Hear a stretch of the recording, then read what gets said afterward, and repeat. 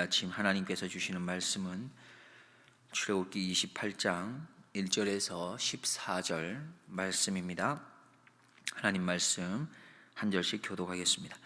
너는 이스라엘 자손 중 내 형 아론과 그 아들들 곧 나답과 아비후와 엘르아살과 이다마를 그와 함께 내게로 나아오게 하여 나를 섬기는 제사장 직분을 행하게 하되 내 형 아론을 위하여 거룩한 옷을 지어서 영화롭고 아름답게 할지니 너는 무릇 마음에 지혜 있는 자 곧 내가 지혜로운 영으로 채운 자들에게 말하여 아론의 옷을 지어 그를 거룩하게 하여 내게 제사장 직분을 행하게 하라.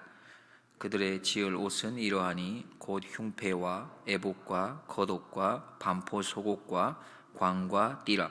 그들이 내 형 아론과 그 아들들을 위하여 거룩한 옷을 지어 아론으로 내게 제사장 직분을 행하게 할지며 그들의 쓸 것은 금색과 청색, 자색, 홍색 실과 가늘게 꼰 배실이니라.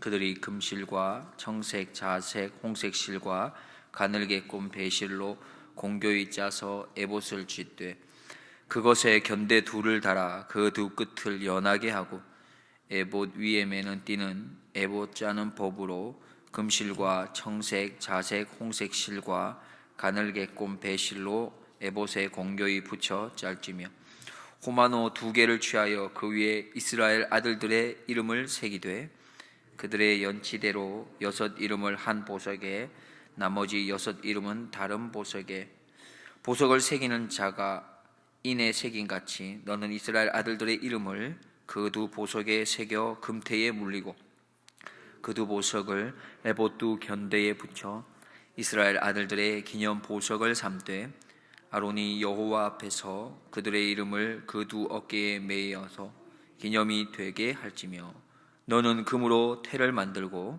정금으로 노끈처럼 두 사슬을 닦고 그 따은 사슬을 그 태에 달지니라. 아멘. 우리는 어저께까지 해서 출애굽기 25장, 27장 이렇게 이어오면서 성막 그리고 성막 안에 있는 물건들에 대해서 우리가 내용을 살펴보았고 오늘은 그 성막과 성막 안에 있는 물건을 사용하게 되는 제사장에 대하여 그 제사장의 옷에 대해서 살펴보면서 은혜를 함께 나누고자 합니다.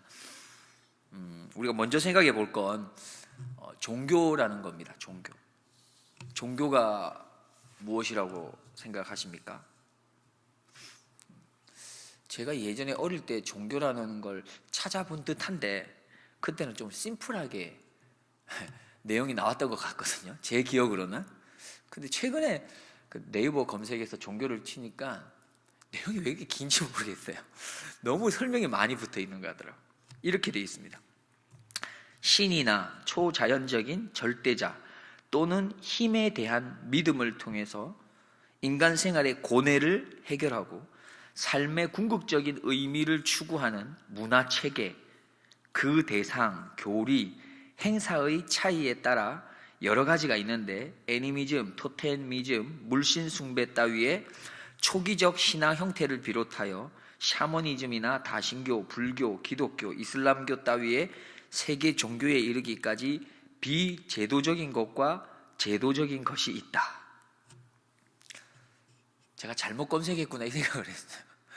종교가 뭔지 좀 심플하게 해답을 줄 거라고 생각을 하고 그래도 검색을 한번 해봤는데 그냥 제가 아는 대로 이야기하는 게 더 심플하고 좋겠구나라는 생각이 들 만큼 너무 복잡했습니다. 제가 설명을 드렸는데 무슨 말인지 알겠습니까? 더 어려운 것 같았어요. 종교는 사실 제가 심플하게 기억하고 있는 부분이 이렇습니다. 종교의 출발은 인간입니다. 인간에서 출발된 게 종교라는 거죠. 왜냐하면 그래서 믿음, 인간이 가지게 되는 어떤 절대자를 향한 어떤 믿음, 또 그 간절함, 그리고 인간이 무언가 생각하게 되는 그 궁극적인 의미, 내가 왜 살지? 어디로부터 왔지? 내가 왜 이렇게 열심히 살아야 되지? 어떤 인간이 가지게 되는 모든 어떤 궁극적인 그 해답, 그거를 찾기 위한 어떤 행동들이 종교거든요. 그 행동으로부터 나온 게 종교라는 거죠. 다시 말해서 인간으로부터 어떻게 나와서 나아가는 것, 무엇인가 향하여 나아가는 것, 이게 종교입니다. 자, 이렇게 볼 때 기독교는 엄밀하게 보면 종교라고 할 수 없는 거죠. 세상적인 관점에서 볼 때 기독교를 종교의 틀 안에 둔 것일 뿐이지, 엄밀하게 말하면 기독교는 종교라고 할 수 없습니다. 왜냐하면 종교는 어디로부터 출발했다 했습니까? 인간으로부터 출발한 게 종교라는 겁니다. 그러나 기독교는 어디서 출발한 것입니까? 하나님으로부터 출발한 것이 기독교입니다. 사실 성경에서 처음부터 끝까지 보시면 하나님께서 먼저 일하셨다라는 말이 계속해서 나옵니다. 그리고 하나님께서 먼저 찾아왔다, 이걸 말하고 있죠. 성경에서는 끊임없이 하나님으로부터 출발합니다. 시작도 하나님이고 마침도 하나님입니다. 찾아오신 분도 하나님이고 일하시는 분도 하나님입니다. 이것이 성경이고 우리가 믿고 있는 기독교입니다. 왜 그러냐 하면 죄인인 인간으로부터는 어떤 선함도 나타날 수가 없기 때문에 그렇습니다. 하나님으로부터 시작해야 그것이 좋은 쪽으로 갈 수 있는 것이고 선한 쪽으로 갈 수 있는 것이죠. 인간으로부터 출발된 그 어떤 것도 선할 수가 없기 때문에 그렇습니다. 왜 그렇죠? 인간 자체가 죄성이 있기 때문에 그런 것이죠. 우리는 그렇기 때문에 하나님으로부터 시작되어야 하고 하나님의 은혜를 우리가 입어야 할 필요가 있습니다. 하나님의 은혜가 없이 우리가 뭔가 한다는 것은 뭐가 나오겠습니까? 아무리 우리가 괜찮다고 생각하고 해도 그건 다 악한 것이 되는 것이죠. 그래서 우리는 뭐로부터 시작돼야 됩니까? 말씀으로부터 시작돼야 되고 하나님으로부터 시작돼야 되고 하나님의 은혜를 입고서 시작을 해야만 그것이 선이 될 수 있는 것이죠. 그렇습니다. 오늘도 우리는 그래서 이렇게 고백할 수 있겠습니다. 나의 나된 것은 그저 하나님의 은혜일 뿐이다. 나의 나됐다는 것은 내가 존재함도 하나님의 은혜요, 내가 나름대로 생각을 하고 새벽 예배를 나왔지만 이것 또한 하나님의 은혜요, 내가 나름대로 마음을 다스리고 컨트롤해서 구역을 이끌어가고 힘든 사람들을 도와주고 여러 가지 할 수 있지만 그 모든 것도 뭐라는 것이죠? 하나님의 은혜가 없으면 할 수 없다라는 고백만 하고 살아가야 되는 존재라는 것이죠. 그래서 또 이렇게 고백할 수 있습니다. 나는 은혜가 아니면 살아갈 수가 없습니다라고 고백할 수 있죠. 원아웃기는 이런 은혜에 대한 고백으로 살아갈 수 있는, 그래서 그렇게 하나님께 늘 감사하며 살아낼 수 있는 우리 신앙의 삶들이 되기를 주님의 이름으로 축복드립니다. 자, 1절 말씀 한번 보면 이렇게 시작합니다. 너는 이스라엘 자손 중 내 형 아론과 그 아들들 곧 나답과 아비후와 엘르아살과 이다마를 그와 함께 내게로 나오게 하여 나를 섬기는 제사장 직분을 행하게 하되 했습니다. 자, 대제사장이라는 내용이 나오고 있는데 한번 생각해 보면 누가 대제사장이 될 수 있는 것일까요? 그러면 대제사장이 되기 위해서 가장 필요한 게 있다면, 가장 우선되어야 될 게 있다면 무엇이겠습니까? 거룩함? 성결함? 여기서 보면 대제사장으로 아론과 그의 아들을 어떻게 하셨냐면 하나님께서 불러서 세웠다라는 것을 알 수 있습니다. 대제사장이 될 수 있는 첫 번째 가장 우선되는 조건이라고 한다면 바로 하나님이 부르신 겁니다. 다시 말해서 하나님의 주권적인 선택이라는 것이죠. 하나님께서 자신의 백성으로 이스라엘을 어떻게 하신 것이요? 그냥 주권적으로 내가 너를 선택했다는 것입니다. 아무 이유가 없는 것이죠. 하나님께서 우리를 자녀 삼으심도 어디에 있습니까? 그냥 하나님으로부터 출발했습니다. 하나님의 주권적으로 불러 세우신 것이죠. 우리가 자격이 되어서 세운 게 결단코 아니다는 것입니다. 전적으로 하나님의 주권적인 선택이며 하나님의 부르심이며 하나님의 세워주심입니다. 그래서 우리는 에베소서에서 이렇게 고백합니다. 에베소서 2장 말씀에 너희가 그 은혜를 인하여 믿음으로 말미암아 구원을 얻었으니 이것이 너희에게서 난 것이 아니요 하나님의 선물이라. 행위에서 난 것이 아니니 이는 누구든지 자랑치 못하게 함이니라 했습니다. 그래서 아무런 공로가 없는 우리들은 그저 하나님께 감사, 찬양, 영광을 올려드릴 것뿐인 것이죠. 근데 세상은 그렇지 않습니다. 아니, 세상이 아니라 사실 앞에 있는 저도 그렇고 우리 모두가 그렇습니다. 우리는 하나님께 해야 할 마땅함이 무엇인지 몰라서가 아니라 알고 있습니다. 하나님의 은혜도 알고 하나님께 무엇을 올려드려야 될 줄도 압니다. 감사와 찬양과 영광입니다. 그러나 우리로부터 나오는 것은 다 무엇이냐 하면, 다라고 하기는 그렇지만 상당 부분이 불평과 불만과 원망과 시기와 질투입니다. 우리가 해야 할 것은 무엇입니까? 서로 사랑하는 것입니다. 서로 격려하는 것이죠. 그리고 용서하는 겁니다. 그리고 감사하는 거고요. 할 수만 있다면 주님을 찬양하고 우리에게 주신 이 하루하루의 시간들을 기뻐하면서 살아내는 것입니다. 잘 안 되지만 다시 한번 오늘 이 시간을 통해서 그렇게 살아내기로, 사랑하기로, 용서하기로, 감사하고 찬양하고 기뻐하기로 결단하면서 나아갈 수 있는 복된 하루가 되길 소망합니다. 2절 말씀을 보면 내 형 아론을 위하여 거룩한 옷을 지어서 영화롭고 아름답게 할지니 했습니다. 하나님께서는 대제사장이라고 하는 사람을 세우시고 난 이후에 하신 것이 있는데, 옷을 입혔는데 어떤 옷이라고 했냐면 거룩한 옷을 지어 입혔다 했습니다. 그리고 그들을 어떻게 하시냐 하면 영화롭고 아름답게 하기 위함이다 라고 했어요. 우리는 한번 생각해 봐야겠습니다. 하나님의 집에서 하나님의 일을 하는 사람은 누구입니까? 대제사장을 우리가 생각한다면 누가 하나님의 집에서 하나님의 일을 할 수 있는 것입니까? 돈이 많은 사람? 리더십이 좋은 사람? 아닙니다. 하나님의 집에서 하나님의 일을 할 수 있는 사람은 누구라는 것이죠? 성경에 근거하면 하나님이 주권적으로 세운 사람이라는 거예요. 그럼 우리가 이렇게 고백할 수 있어야 됩니다. 좀 못나 보이지만 하나님이 세운 사람이라면 그분이 하나님이 세우신 줄 알고 우리가 인정하는 것이죠. 가끔 저는 그런 생각을 많이 합니다. 내가 학창 시절 때, 그리고 이제 20대 초반에 전도사 생활을 할 때에 뭐가 그렇게 대단해서 나이 드신 집사님들, 권사님들이 내가 찬양하자고 하면 찬양 다 따라 하시고, 내가 앞에서 율동하자고 하면 율동하시고, 박수 치라고 하면 박수 치시고 그렇게 했을까? 그저 따라와 주신 거죠. 인정해 주신 거라고 생각합니다. 그리고 사랑으로 봐주신 거고, 그렇게 찬양하시면서 저를 격려해 주신 거고, 저의 부족한 부분들을 눈 감아 주신 거가 아닐까. 그렇게 했기 때문에 부족하지만 지금의 내가 있는 게 아닐까 생각해 봅니다. 어쨌든 하나님의 집에서 하나님의 일을 하는 사람은 하나님께서 선택하여 세우신 것이죠. 그리고 그에게 무엇을 입혀주십니까? 거룩한 옷을 입혀주셨죠. 그리고 그들을 영화롭고 아름답게 하시겠다라는 거죠. 우리가 하나님의 집에서 일을 한다면 그것만으로도 참 영광스러운 것입니다. 여러분, 하나님의 집에서 어떤 일을 하고 계십니까? 어떤 일이라도 단 한 가지를 하고 계시다면 그 하나가 얼마나 귀하고 값진 것인 것을 우리는 꼭 기억할 필요가 있는 것이죠. 하나님께서는 죄인인 우리를 부르셔서 거룩하신 하나님의 집에 일꾼 삼아 주셨기 때문에 그것이 너무나도 귀한 겁니다. 특별히 그 일을 할 때 우리에게 입혀주신 게 있어요. 거룩한 옷을 입혀주셨어요. 여기 계신 모든 분들 주님의 일을 하고 계시다면 하나님이 거룩한 옷을 입혀주셨다는 것이죠.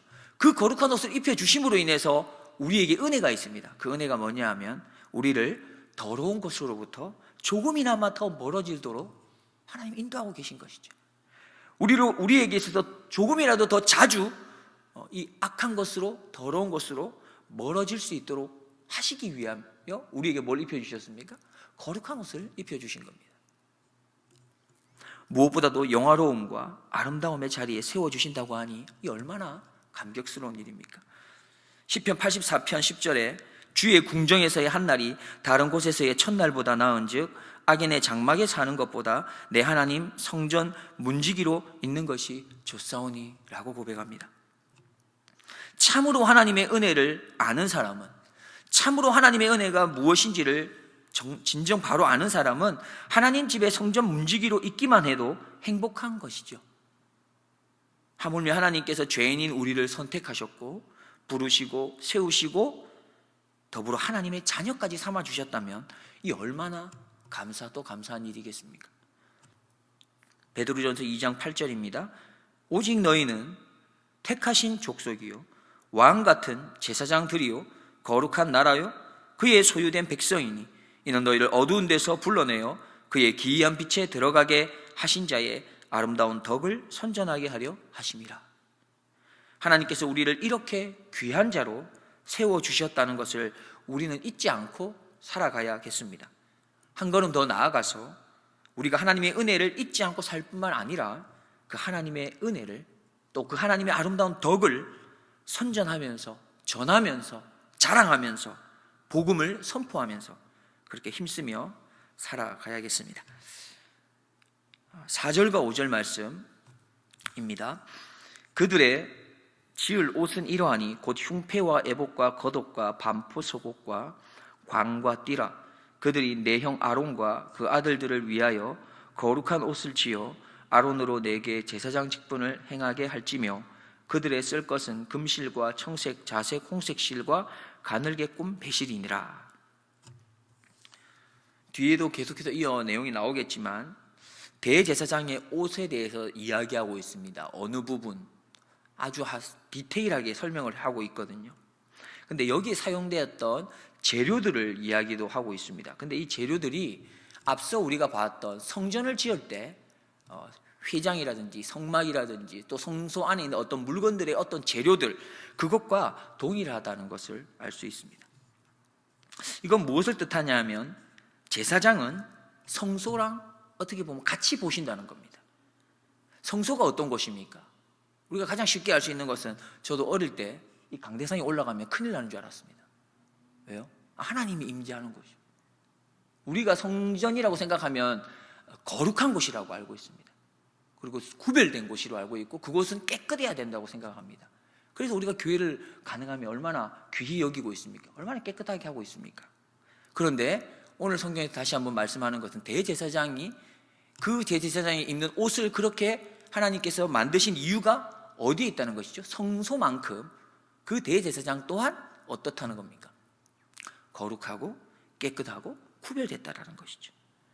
하나님께서 성소를 이렇게 특별히 구별하신 것처럼 제사장들을 거룩하게 구별하셨으며 마찬가지로 그리스도로 옷을 입은 우리들도 하나님의 형상을 따라서 의와 진리와 거룩함으로 지으심을 받은 그렇게 새 사람으로 구별하여 세웠다고 에베소서 4장 24절에 말씀하고 있습니다. 더 나아가서 고린도전서 6장 19절에도 너희 몸은 너희가 하나님께로부터 받은 바 너희 가운데 계신 성령의 전인 줄을 알지 못하느냐 말씀하셨습니다. 우리는 성소가 교회가 깨끗해야 되고 또 거룩해야 되고 또한 구별됨에 대해서 많은 관심을 가지고 있습니다. 그래서 우리는 그렇지 못한 교회의 모습, 잘못 걸어가는 교회의 모습을 보면서 한마디씩 하지 않습니까? 교회가 그러면 안 된다고. 우리는 그것에 관심이 있기 때문이죠. 그런데 사실 교회인 우리의 거룩함과 깨끗함과 구별됨에 관해서는 사실 조금 민감하지 못한 것 같습니다. 사실 교회는 우리가 교회이지 않습니까? 내 자신이 교회입니다. 그렇기 때문에 내가 더 하나님 앞에서 어떻게 되라는 말씀입니까? 너 자신이 거룩해야 하고 너 자신이 깨끗해야 되고 너의 삶 자체가, 너의 말 한마디가, 너의 생각 자체가 구별되어야 된다고 말씀하십니다.